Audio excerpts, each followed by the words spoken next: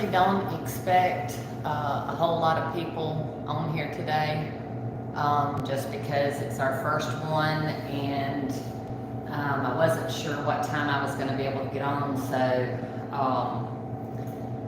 anyway, we're going to wait a few minutes to see if anybody gets on, and then we'll start. So.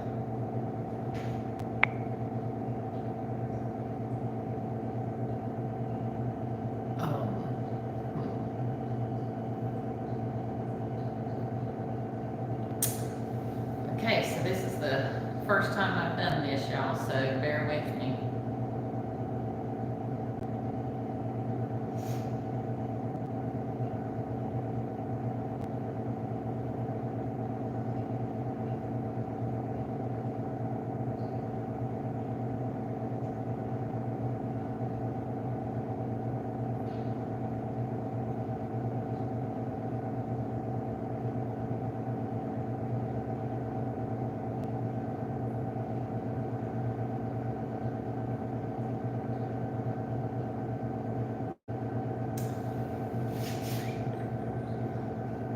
Hey, hey, hey, hazmat man.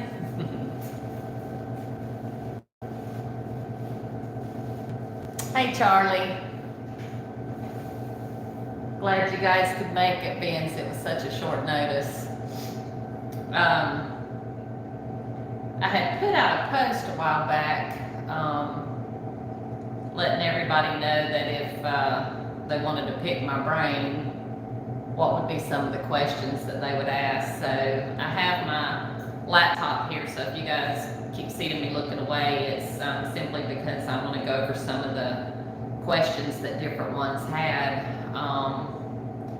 For those of you who don't know me, I am Samantha Flowers, and I own Mimi's Worms, and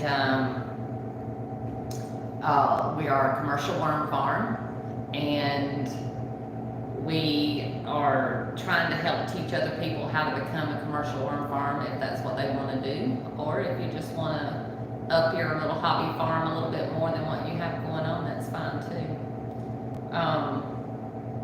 But one of the questions Chad Wiley had asked me was, how do you feed that many worms? We feed our worms dairy manure for the most part. We do occasionally give them sawdust, and also gin trash, which is the remnants from a cotton gin, where they process cotton and all the hulls and the stems and leaves and all that kind of stuff that is not going into the cotton is a byproduct, and the worms just seem to really, really, really love it. But you have to be careful with it because it will heat up tremendously. But for those of you who aren't around dairy manure or sawdust or what have you, you can look in your area for any restaurants that would give you their throwaways. I know we used to get coffee grounds from Starbucks. They are very willing to give them to you. If you went to Hardee's, you could probably get a ton of eggshells, especially for those people who are wanting to do home composting or on a little bit of a smaller scale. For those of you on a commercial scale, I would tell you to look for processing plants that process fruits and vegetables for juices, or any of that kind of stuff. Or if you have any kind of farms around that does have what are my thoughts on pre-composting my bedding? I don't pre-compost. I think that you can pre-compost. I think it's great to use pre-composted, but I also think that it's an extra step. I'm not where I can do that at this point. The worms seem to be doing fine with the fresh dairy manure. Now it does sit out there and grow mushrooms on it. As a matter of fact, I got some pictures I'm going to post where the manure is just loaded with mushrooms, which is really funny. But I do know a lot of the farms do pre-compost. Now, our farm is more on the side of growing worms. We're not in the business for castings, although we do have castings, because you're going to have castings just as a byproduct. But we focus mostly on growing worms. It's very hard to be great at both. Either you're great at growing worms or you're great at producing castings. We enjoy growing the worms, and we supply thousands of people with worms, and it has to start with worms. So we early on got started with growing the worms, so that's what we have stuck to. Back to feeding the worms, though, you can shredded material like paper and stuff. If you have a large company around that shreds secure papers and stuff like that, you could probably get with them and use paper. I mean, there's many things. You just have to think outside the box as what you could use. There's also landscaping businesses that would be glad to give you the wood chips and leaves and what have you. The thing with those is you want to make sure that they're not using material that's had pesticides and herbicides on it. Then Tracy's was also the same thing. And then Eli Lee asked me, where do you start and how much do you have to invest? I would tell you, you just start. I started with a cup of worms about 3 years ago. I'm going into my 4th year now. I started in my laundry room with a 10-gallon tote. I grew from that into 5-gallon buckets. I grew from that into bigger totes. From my laundry room, I went to my back porch. From my back porch, I went to a homemade hoop house. From a homemade hoop house to bigger ones. And then it just kind of went from anything that I could put a worm in. And then last year, Steve and I teamed up together, partnered up together, and we bought the 22,000 square foot warehouse.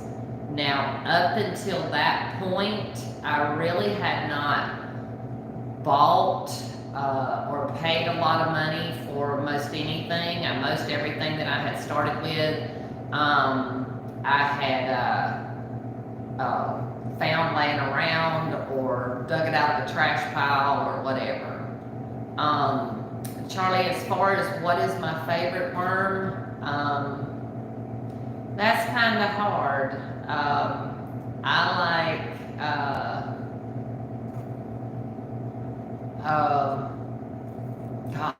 I like them all. I can't really say that there's. I think my least favorite is the African night crawler, simply because they are. You got to keep them at such regulated temperatures, and they're just a lot of work. So that's probably my least favorite. The red wigglers is what we've really focused on this year, simply because so many people want to have those. My thoughts on the blues is I love them. If you have the right temperatures, the right conditions, all the horrors of the stories that you hear about blues, simply, I just haven't seen that. If you talk to most people who are growing on a larger scale than your home composters, will tell you that they love blues, because blues are voracious composters. They multiply faster, they eat more. They're just a good, great worm. Now, I will say this: if you live in the north, You will, need to have them in a basement, or, have them some way that you can produce some heat to them. But now we'll say this, because they reproduce so fast, if they did die off in the winter, let's say, then you're going to have so many cocoons that's been thrown off throughout the year that they're just going to be repopulated come spring. So to me, I just don't see what all the hype is about not having blues in your bed. I mean, or any other worm. They all coexist, with the exception that the African night crawlers will coexist, but you will have problems keeping them at the temperature that they need to be at versus your other worms. So, but as far as your worms coexisting, or your red wigglers, your Euros, and your blues, they all coexist really well. And Charlie, you're I can see you. Did you have another question? I'm sorry if I missed it. It's going in and off my screen. But as far as what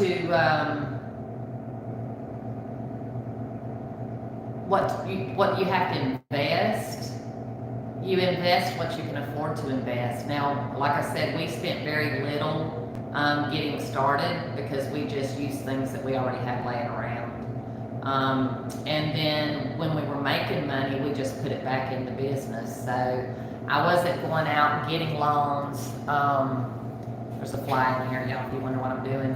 I wasn't going out and getting loans and, taking money away from my family before I was able to do that. So I would tell you, just one of the things that I find is people tend to try to get into commercial worm farming too fast. You really need to learn how to grow worms and how to, you're going to make mistakes. So before you go spending tons and tons of money, you need to learn how to grow worms, how to market. Market is a big thing. One of the questions asked to me just now was, how many people think I'm crazy? Honestly, I don't have anybody really think I'm crazy. Most people think that it's neat. My family's always knew that, I was going to try anything and see what stuck and go from there. I've been in different businesses, and I can say that this has been my most enjoyable. I don't feel like I'm working it any day, and I work 7 days a week. So if you enjoy doing what you're doing, then you don't feel like you're working, even if you're working 7 days a week, 18 hours a day. But and most of the time that's what I work. So anytime you'll see me up late at night. Hi, Frank. How many people think you're crazy for raising worms? Yeah, actually, when I was working, my coworkers didn't really think that I was crazy. Like I said, they thought it was pretty neat. And like when I go to town and I'm buying stuff and people find out I'm a worm farmer, they get, really enthused about it because they know that there's places that has to grow them. They just didn't know they had one here. So it's pretty cool.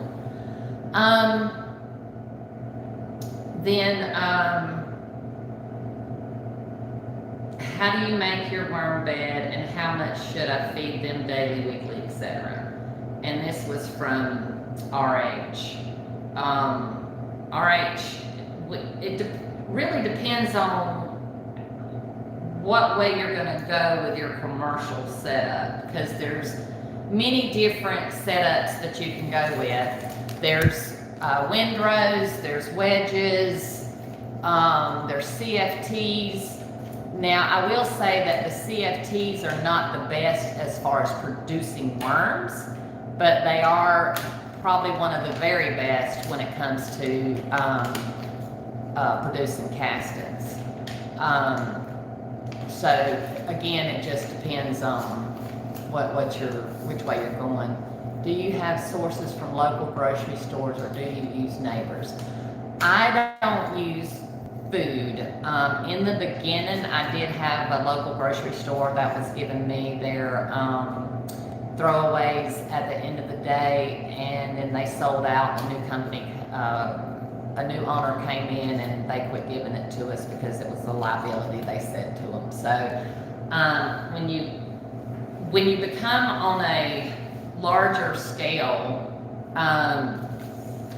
like I said, you're just going to have to look around and see what's available in your area. Go around to your local stores if you want to, go around and pick up. But like I said, we have a dairy and that we use dairy manure from, because we're feeding about 10 or 15,000 square feet of worms. So I don't really have time to go around and collect anymore. So, and the dairy brings the manure to me. They only charge me for fuel, which is $50 for a semi-load of manure. So, it's really, I call it free.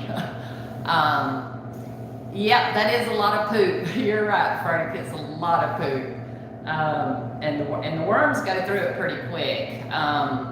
We feed, right now in the wintertime, we're only feeding about once every 2 weeks, simply because the worms, of course, are not as active, but in the summertime, we'll be feeding about at least once a week, if not twice a week. And of course, that all depends on how thick you wind up putting it on. We rigged up, I bought a snow blower down here in Georgia, and we use a snow blower to blow the manure over the beds, and it's actually worked out really well. It's pretty surprising at how that little thinking outside the box really benefited us. Because before we were doing it all with pitchforks.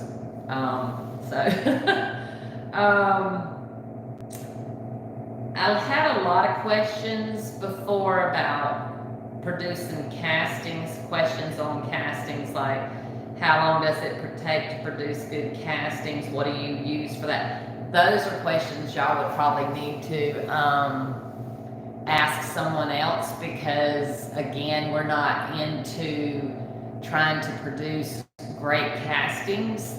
If we did that, then we would fall behind on producing great worms. So when you're picking my brain, just remember to try to relate it around how to grow worms, because that's what we're the best at. Growing the worms and shipping the worms. We have about a 99.9% ship rate of getting them to you alive. I have very, very, very few DOAs. So I have a question on worm propagation, and they like chickens in the sense that they will lay eggs that are not fertilized. I'm not sure. So what was the question? I'm sorry.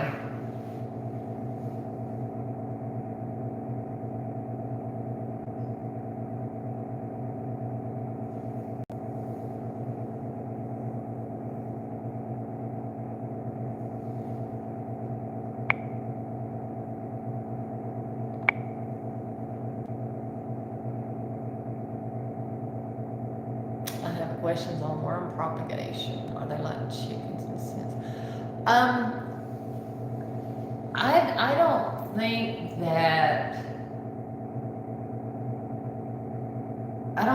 that we have a problem with that. I'm sure there probably are some that don't hatch for whatever reason, but I think the problem would be the conditions that you have them in, not so much that they weren't fertilized. I will say this, when it comes to growing worms, we hear all the time that you need to have your material like a wrung out sponge. So yes, the cocoons are treated differently in your process. That's what I was going to get to. So a lot of people tell you that your bedding should be like a wrung out sponge. We have found in populating worms, they like it a lot more moist. We keep our worms about 80 to 90% moist. And yes, wetter is better, Frank. If you have them in the mortar trays, you want to have them to the point to where there's no standing water, but it's just before that point, if that makes any sense. The same thing with your cocoons. When we're out here in our beds, the water always seems to run to the edges, and it'll actually be standing on the edges. But that's where you find all the worms. We'll find worms swimming around in that. So it's amazing if that was the case, they could go back further up on the bed and wouldn't be in that standing water. So it does. I kind of laugh sometimes when I hear everybody talk about the wrung out sponge thing, because I put them in a bin separate from the older ones. I was trying to determine if there was, this thing keeps disappearing on me.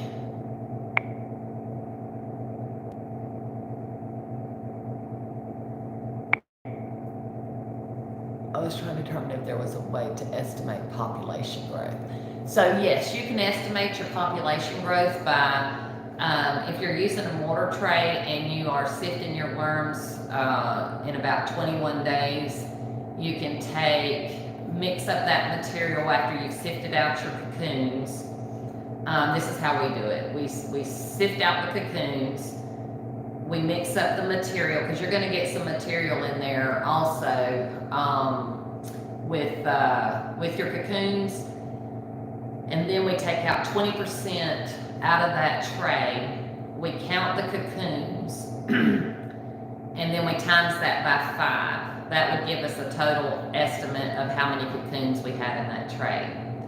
Then once they hatch off, we can weigh them and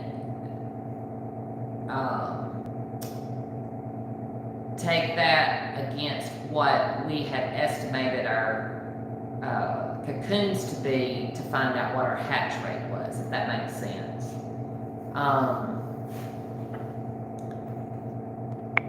It's just really hard to, will you let me work with you? I need your knowledge and accent.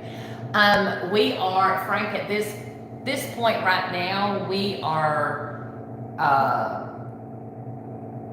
we're not set up to have visitors, but we are looking at, we're looking into that. We have to have certain types of insurance, and I was on the phone with them actually this week, trying to find out what all we're going to need, because we do want to start some classes and some where people can come and be here for a day or two and work hand in hand with this. There will be a fee associated with that, because look, at the end of the day, it's time. What is a good tent to ensure a good hatch rate? 68 to 78 is where you need your temperatures to be for a good hatch rate. We run ours at about 72 to 76 right now. We have them on heat mats during the winter, our breeder program. But back to answering your question about people wanting to come. I get this question asked a lot, and matter of fact, Steve and I are working out some details on putting a program.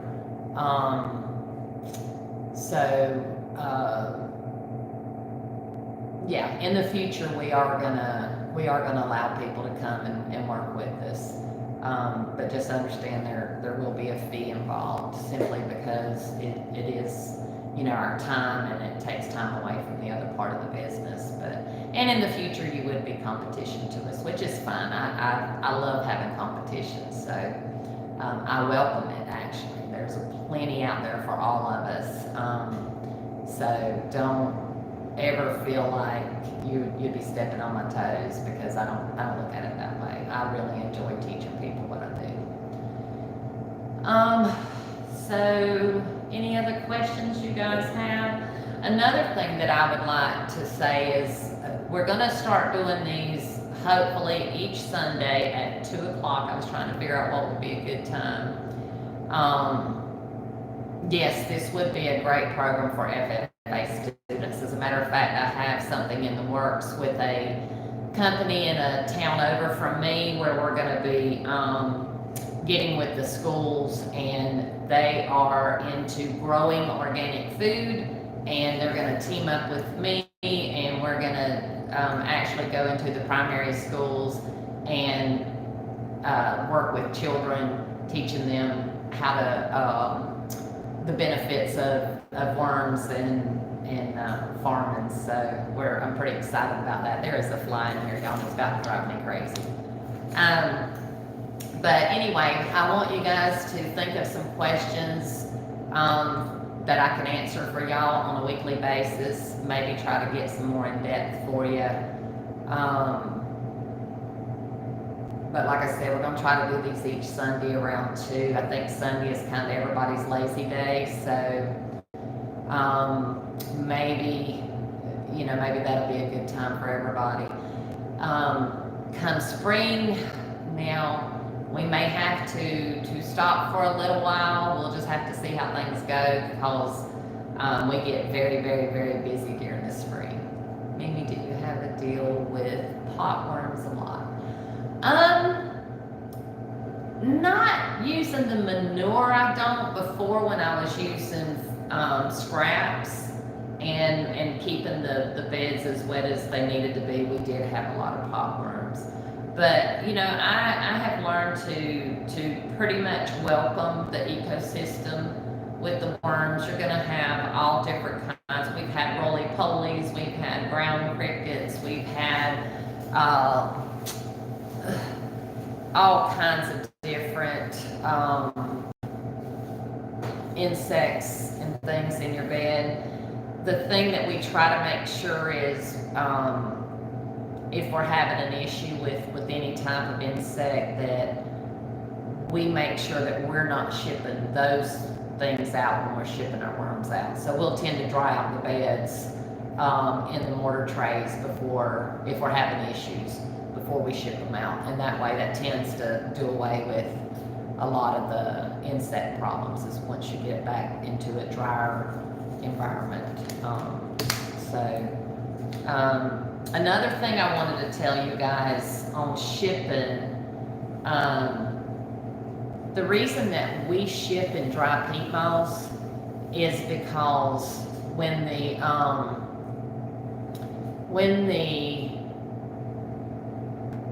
worms are being shipped, you don't want any microbial activity going on. So if you ship them in wet material and it hasn't completely broken down, you stand the risk of your worms heating up during shipping, because when let's say you put wet peat moss in there, the wetness activates the microbes. The microbes starts breaking down and heating up. That's what's actually causing it to heat up, is your microbes. So you want to ship in dry material. You want to make sure that all your worms have a good coating on them of the peat moss. And of course we ship priority, so they're there within 3 days. Now I have had them last as much as 2 weeks. So people get paranoid when their worms is a day or 2 late, thinking they're going to die. But the way that we ship, we just really don't have too much of a problem. They usually can get there. Now we have had some DOAs. I mean, we've been shipping for 3 years. You're bound to have some DOAs, but we do ship all year round, and we have very few. Even in the summertime, we have very few. So it's just learning, how to do it. And we use shredded cardboard because it doesn't mat up if the worms sweat any, or if your package sweats any. it can still breathe. We actually drill holes in our boxes so that the heat can escape out of the boxes. And if you have paper instead of cardboard, it tends to mat together and then they can't breathe. So you have to make sure, you know, that you're learning from somebody that knows how to ship. And that's one thing that we pride ourselves on, is we have very few DOAs. And we do guarantee all of our shipments, but still there's nothing worse than getting a stinky box of worms, and you know, you have your hopes all up, ready to get your farm going, and then, you know, you get a bad batch of worms. So it's bad for you, it's bad for the worms, and we love our worms, so we want to get them there safely. So any more questions, you guys? We're about 30 minutes in. Anything y'all want to talk about or touch on that you're not sure about?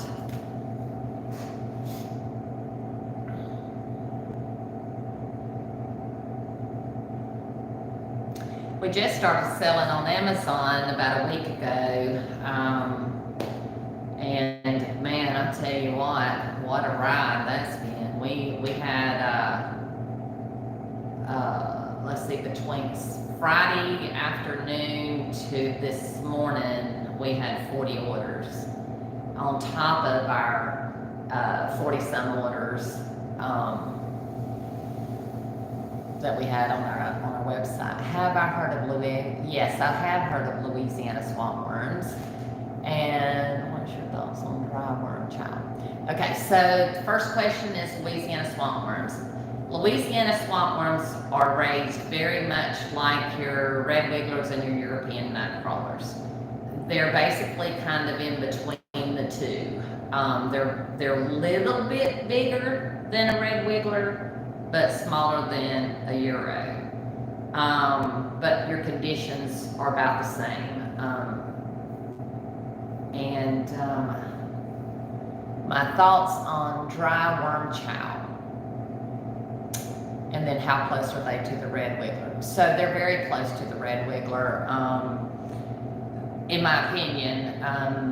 I raised them for a little while, but like I said, I've really gone to focusing on the redwiggler simply because that's what most people want. We're going to carry our mixed worms because we have a lot of people that, you know, that are composting that really want the mixed worms. So the Louisiana swampworms do have a bit of an odor to them. They do. It's kind of a pungent odor. When you put a hook through them, you can definitely smell that there's an odor, but that's supposedly what the fish like. So you live in Louisiana and you've never heard of them until last week. I don't really know why they call them Louisiana swampworms. I don't know a lot of history on them. There's really not a lot of information on them back there. Trevor Carver could maybe tell you a lot more on them. I know he sells them and he has some beautiful ones. And then my thoughts on the dry worm chow. So we actually do feed our worms dry worm chow, especially when we're trying to get them up to the top for harvesting. We will cut back on the water, we'll put some worm chow, and that generally draws them to the top so that we can harvest more worms and get them up to the top. In our mortar trays, that's what we use to feed our worms. We kind of rotate between that and starch, either mashed potatoes, mashed sweet potatoes. We might do apples mashed up, but we always give them worm chow as well. The thing about your breeders, you want to feed them in a trench-like, and then when you hatch off your babies, you want to divide those bins up. Usually you put them in about 9 trays after you've started hatching them off. And then, because you want to spread them out to give them room to grow. That's how you're going to get more worms growing larger and then you put the worm chow all over the top of it. You don't want to put your worm chow all over the top in your breeder beds, because then your worms aren't, you want all of your worms to go to where that food's at so they can find a worm to breed with. And the best way to do that is to have them all congregate together. If you have them spread out, then the worms have to find each other, and that takes longer. So to speed up the process of getting a good cocoon rate is to put them in a trench. And we might do a video on that to show you guys what I mean by a trench, but it's basically just a straight line down the middle of the bed. And then you don't feed them again, though, until all of that has been eaten. But that seems to work out really well for us.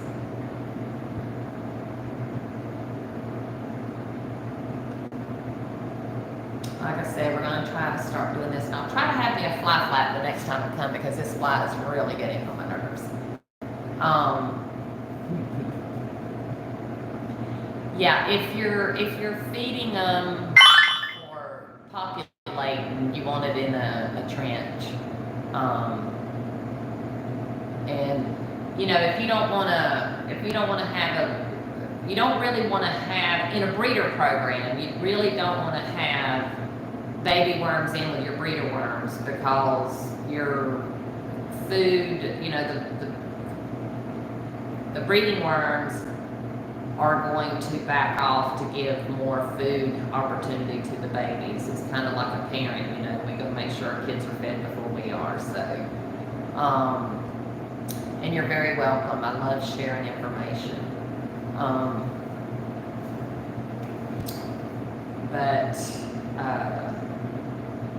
Yeah, don't put your food all over the bed if you're trying to breed. That's the thing. There's different ways of doing things for breeding worms. There's different ways of doing things for growing out worms. There's different ways of doing things for great castings. So you have to know which direction you're going. It's cold in Ohio. If you wanted to have worms outside, should I have a heated area year round? That's a little hard for me to probably answer, but I'll try, because I'm in Georgia, so we have very mild winters. But when we were growing completely outside, which we still do at the old farm in my backyard, what we did is we just piled the manure. So we had a windrow. Our windrows, we would feed in a pile on about half of that windrow, and it would heat up. But the worms would move in and out as they needed to. If it got too hot, they would move out to the side. If it got too cold, they would move up into where it was warmer. So you would want to do that in the winter. Now for the summer, you're going to want to have some type of shade over it. And I'm not sure what your temperatures in Ohio get during the summer. But you could just put some type of, like the black ground cover over it, and then keep them. If it's getting too hot, you could take and put add some moisture. But the thing about it that you have to be careful with in adding moisture in an outside bed, the sun is going to make that water like boil.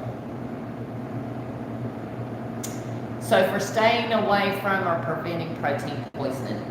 So if you're in a large windrow, I don't think you're gonna, unless you're just dumping a whole bag in one spot, I don't think you're gonna have protein poisoning.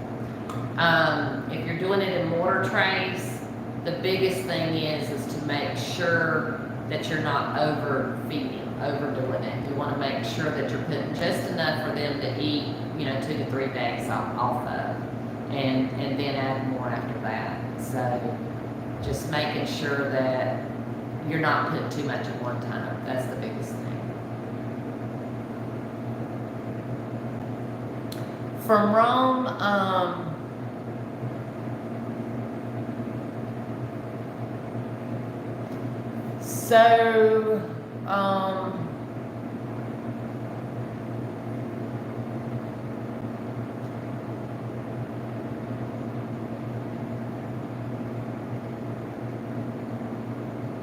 All right, so from Rome, I'm about 2.5 to 3 hours. And then Flatsville, red wiggler worms death occurs at about 40 degrees. That's what they say, but I haven't experienced that. We've had beds, down in the 30s, and it didn't kill them all. And then siphon, we are more on growing worms more so than producing castings. So those questions would probably be better answered from someone who is producing castings and trying to make great castings. But we have found that you can't be great really at both, at growing worms and producing great castings. So we are a worm production facility more so than a worm casting facility. We do have castings. We do have them tested. We just sent off our first test. So I don't know yet what that looks like. But those questions would probably be better answered from someone who's doing more on the lines of trying to produce great castings.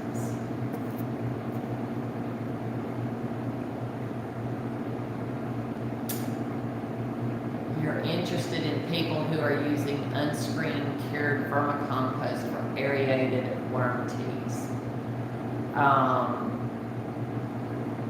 There's a guy named Troy Hinkie with Living Roots Compost Tea. Might can help you out with something like that. He's the best at making worm tea.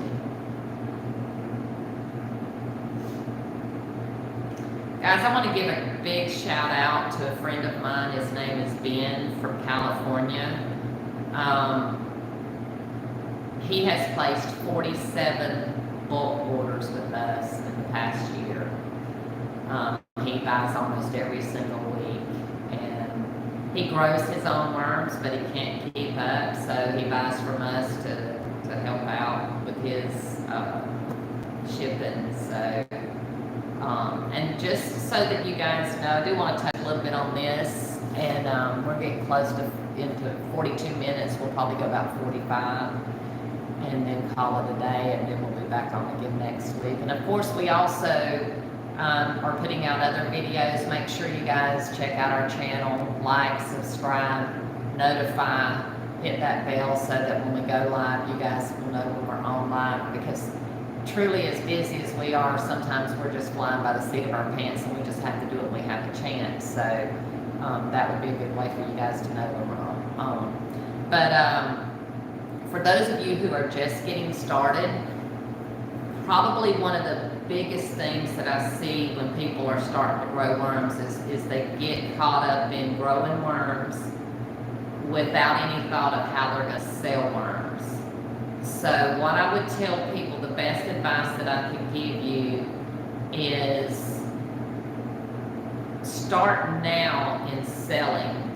If you don't have worms to sell, find someone you can buy worms from. Find someone that you can affiliate with, team with, market with, and go ahead and start getting your feet wet in how to market what you're selling. Because there's nothing worse than growing a whole bunch of worms and putting years of work into it and then not be able to sell them. So go ahead and start selling, building your business, even if you don't have worms at the moment to sell. We have an affiliate program. I'm not telling you to join with me. You can join with anyone you want to. But with our affiliate program, I have about 40-something people that we are affiliates to, that we ship for. And that one of the reasons they love us is because we always get our orders out on time. I've never missed a deadline. The other thing is we have a 99.9% live delivery shipping rate. So if you guys would visit us over at www.mimiesworms.com and check out what we have over there. Like our videos here, And again, like I said, we'll try to start doing these every Sunday around 2 o'clock. Okay, guys, we're at 45 minutes. I'm gonna wrap it up for today. I hope y'all enjoyed this. I hope you got something out of it. I hope I helped in some kind of small way. And like I said, be sure to give us some input on what you would like for us to talk about next week. You guys have a wonderful rest of your day, and we will see you soon.